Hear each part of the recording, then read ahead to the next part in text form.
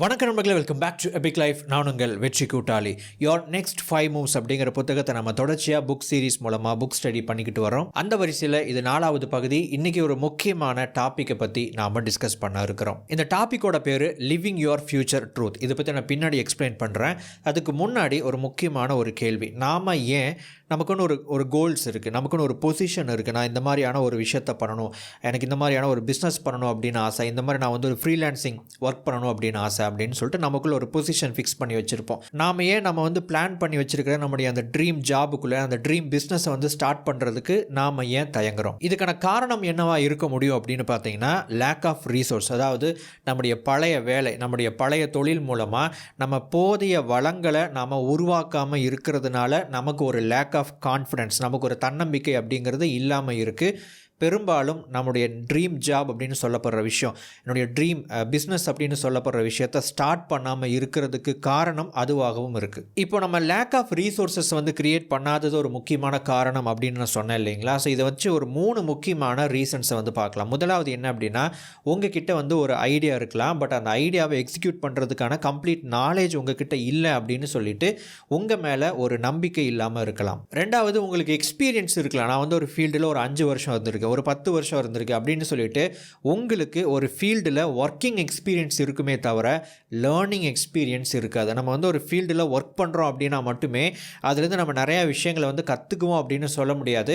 நமக்கு என்ன கிடைக்குதோ அதை மட்டுமே நம்ம எடுத்து வச்சுக்குவோம். லேர்னிங் அப்படிங்கிறது நீங்கள் சுயமாக பண்ண வேண்டிய ஒரு விஷயம். ஸோ பெரும்பாலும் நம்ம அந்த லேர்னிங்கை நம்ம சுயமாக பண்ணாததுனால நமக்கு ஒர்க்கிங் எக்ஸ்பீரியன்ஸ் மட்டுமே இருக்குமே தவிர நமக்கு லேர்னிங் எக்ஸ்பீரியன்ஸ் பெரும்பாலும் இருக்காது. 3வது காரணம், உங்ககிட்ட பணம் இல்லாமல் இருப்பது, அல்லது பணம் இருக்கும் ஆனால் இப்போதைய என்னுடைய கம்ஃபர்ட் ஜோனை ரன் பண்ணுறதுக்கு தேவையான பணம் மட்டுமே இருக்கும்.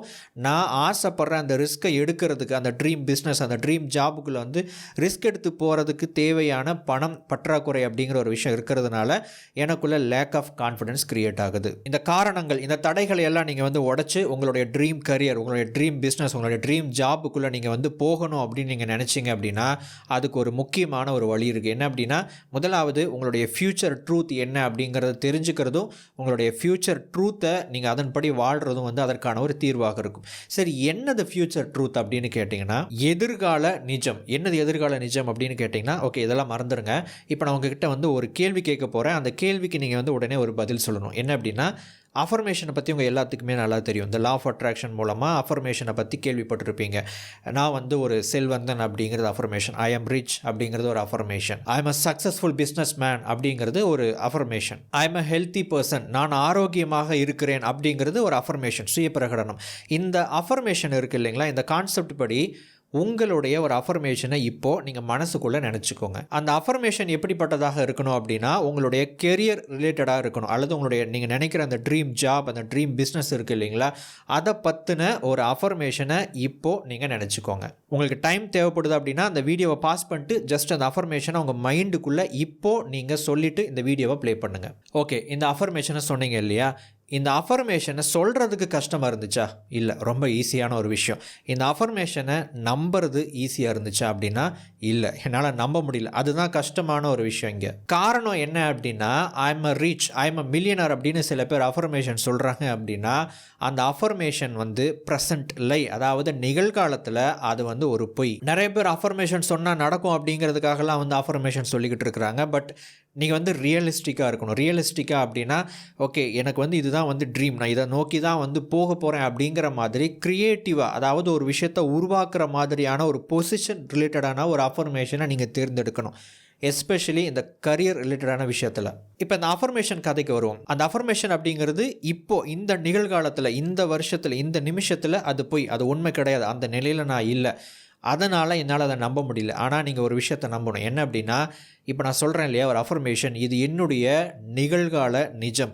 இப்போது அது உண்மை இல்லாமல் இருக்கலாம், ஆனால் நிகழ்காலத்தில் அது நிஜமாக போகுது அப்படிங்கிற ஒரு நம்பிக்கையை அந்த அஃபர்மேஷன் மேலே வைக்கணும். இந்த அஃபர்மேஷன் அப்படிங்கிறத ஃபியூச்சர் ட்ரூத் அப்படின்னு எடுத்துக்கலாம். அதாவது நான் எதிர்காலத்தில் என்னவாக ஆகப்போகிறேன் அப்படின்னு என் மனசுக்குள்ளே என்ன நினைக்கிறேனோ, நான் எதை முடிவு பண்ணி வச்சுருக்கிறேனோ, அல்லது அஃபர்மேஷன் மூலமாக நான் எதை சொல்கிறேனோ, வெளிப்படுத்துகிறேனோ, இது எல்லாமே நிகழ்கால நிஜம். அதுதான் இந்த ஃபியூச்சர் ட்ரூத் அப்படிங்கிறது. இந்த ஃபியூச்சர் ட்ரூத் அப்படிங்கிறது உண்மையான ப்ராக்டிக்கலான ஃப்யூச்சர் ட்ரூத் அப்படிங்கிறது, அதாவது இப்படி சொல்கிறேனே, நீங்கள் நிகழ்காலத்தில் நீங்கள் என்னவோ ஆகணும்னு நினைக்கிறீங்களோ அது உண்மையாகவே பலிக்கணும் அப்படின்னா, உண்மையாகவே நடக்கணும் அப்படின்னா அதுக்கு 2 முக்கியமான விஷயங்கள் தேவைப்படுது. முதலாவது என்ன அப்படின்னா, நீங்கள் அதை நம்பணும். 2வது ப்ராக்டிக்கலி நீங்கள் அதன்படி வாழணும். இந்த 2 விஷயம் இருக்கணும். அதாவது நம்பணும், 2வது ஆக்ஷன், அதற்கான செயல்களை செஞ்சு நீங்கள் அந்த ஒரு மனிதராக வாழ்ந்தீங்க அப்படின்னா உண்மையாகவே நீங்கள் சொல்கிற அஃபர்மேஷன், அதாவது நீங்கள் நம்பிக்கிட்டு இருக்கிற உங்களுடைய கெரியர் சம்மந்தப்பட்ட அல்லது உங்களுடைய ட்ரீம் ஜாப், அந்த ட்ரீம் பிஸ்னஸ் அப்படிங்கிற ஒரு விஷயம் உண்மையாகவே நிஜமாகும். நம்ம டாப்பிக்கை தொடர்ச்சியாக பார்க்கறதுக்கு முன்னாடி இன்றைய வீடியோனுடைய ஸ்பான்சர் குக்கு எஃப்எம் பற்றின சில வார்த்தைகள். இந்த புது வருஷத்தை ஒரு புது எனர்ஜியோடு நீங்கள் வரவேற்கணும் அப்படிங்கிறதுக்காக குக்கு எஃப்எம் ஒரு ஸ்பெஷலான ஆஃபர் கொடுக்குறாங்க.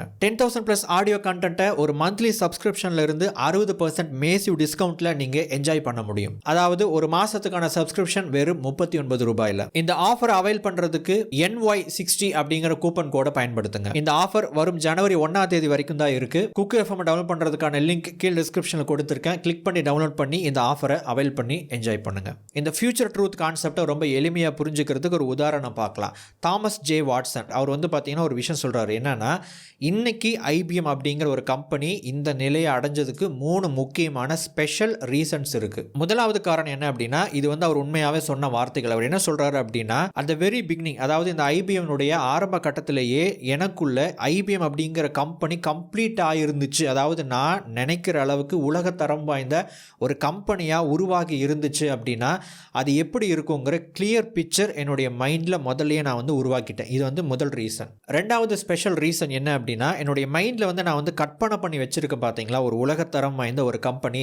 அப்படிப்பட்ட ஒரு கம்பெனி என்ன மாதிரியான வேலைகள் செய்யணும், எப்படி அது ஒர்க் ஆகணும் அப்படிங்கிற மாதிரி 2வது எனக்குள்ள ஒரு கேள்வியை கேட்டுக்கிட்டேன். அவருக்கு கிடைச்ச அந்த பதில்களை பேஸ் பண்ணி என்ன பண்ணாரா, அவர் ஒரு பிக்சர் மைண்டில் கிரியேட் பண்ணுறாரு. இந்த கம்பெனி இப்படி தான் ஒர்க் ஆகணும், இப்படி தான் ரன் ஆகணும், அதனுடைய கல்ச்சர் இப்படி தான் இருக்கணும் அப்படின்னு சொல்லிட்டு அதனுடைய கம்ப்ளீட் விஷயங்களையும் விசுவலைஸ் பண்ண ஆரம்பிச்சிருக்கிறாரு. 3வதாக ஒரு ஸ்பெஷல் ரீசன் இருக்குது. என்ன அப்படின்னா, ஒரு விஷயத்தை இவர் புரிஞ்சுக்கிறாரு, ரியலைஸ் பண்ணிக்கிறாரு. அந்த உலகத்தரம் வாய்ந்த கம்பெனி எப்படி நடந்துக்கணுமோ அப்படி நடந்துக்கல அப்படின்னா இந்த நிலையை அடைய முடியாதுங்கிற ஒரு முக்கியமான விஷயத்தை அவர் ரியலைஸ் பண்ணினாராம். ஒரு கம்பெனி ஒரு தலை சிறந்த ஒரு கம்பெனியாக மாறணும் அப்படின்னா, ஒரு நிறுவனம் ஒரு தலை சிறந்த நிறுவனம் எப்படி நடந்து கொள்ளுமோ அப்படி நடந்து கொண்டால் மட்டுமே அது தலை சிறந்த நிறுவனமாக மாறும். உங்களுடைய ஃபியூச்சர் ட்ரூத் இதுதான் அப்படின்னு முடிவு பண்ணிட்டா மட்டும் பத்தாது. அதை நீங்கள் நிகழ்காலத்தில் நீங்கள் அதை நிஜமாக வாழ ஆரம்பித்தா மட்டும்தான் அந்த ஒரு நிலையை நீங்கள் அடைய முடியும். மேக்சிமம் அதை பண்ணாததுனால தான் நம்மளுடைய ரீசோர்ஸஸ் நம்ம இன்னும் கிரியேட் பண்ணாமல் இருக்கிறோம். நமக்கு தேவையான எஜுகேஷன் நமக்கு இன்னும் கிடைக்காம இருக்குது.